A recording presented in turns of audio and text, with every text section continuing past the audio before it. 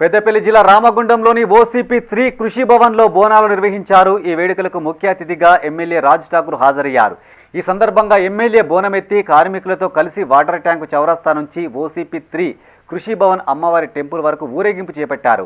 అమ్మవారికి బోనాలు సమర్పించి మొక్కులు చెల్లించుకున్నారు. ఈ కార్యక్రమంలో కార్మికులతో పాటు కాంగ్రెస్ సీనియర్ నాయకులు, కార్పొరేటర్లు, మాజీ కార్పొరేటర్లు, వివిధ విభాగాల అధ్యక్షులు పాల్గొన్నారు.